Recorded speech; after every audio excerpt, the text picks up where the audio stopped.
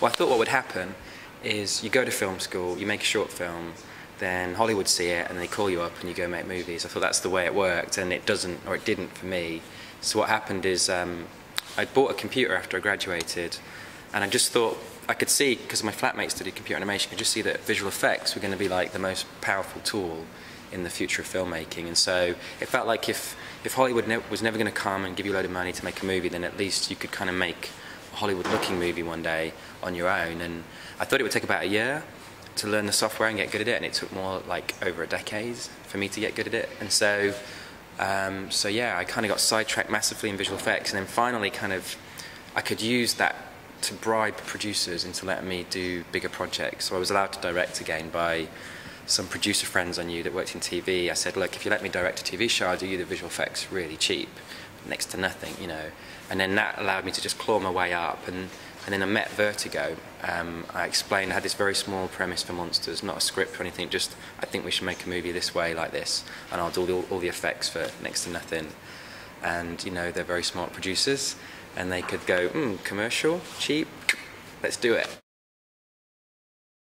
Yeah, I mean, basically, after I've been sort of talking about the film since we had our premiere 6 months ago, and you'd think I'd have a sentence now that perfectly summed it up, but that was the kind of the problem with the film, is it doesn't fit into one category or one like line, and it's kind of, it's a road movie. That's fundamentally, it's like a travelogue sort of road movie through Central America during a time in the future when there are these giant alien creatures, and it's part of everyday life and it's completely normal.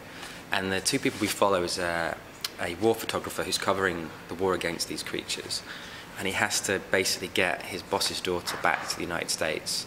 And so it becomes this kind of strange, subtle love story in a road movie with the sci-fi monster kind of backdrop, and that's about as quickly as I can say it. Well, I think the approach we took was so guerrilla, so kind of low budget, that to set it in Cardiff is the same price as setting it in, you know, Mexico, because you all got to get there. It's a few £100s to get there, and then a few £100s to get home. Everything you do whilst you're there, I mean, it's actually way cheaper to stay in a motel in Guatemala and Costa Rica than it is in London or, you know, Glasgow or wherever. So it was really attractive to, like, let's go anywhere in the world, where do we want to go? And I always pictured like Thailand and that, but what happened is I wanted the character's journey, or basically the goal of the movie is to get this girl back home. And so, because a journey home is something that is quite universal, everyone understands why you'd want to go home. And so once we cast two Americans, it basically became, so it got to be a journey through Mexico or through Canada. And I'd never been to either, and having just visited Toronto with the film festival, I'm glad we chose Mexico, because Toronto is all very pristine and lovely. Yeah, there's a lot of myths about the budget. The equipment we used, someone added it up to about $15,000, and then that went on the internet like that was the budget, but it wasn't quite that simple. And then we had the flights and the motels, and we're in this van and things like that, so it adds up. But it was very, like, it was a micro-budget type film.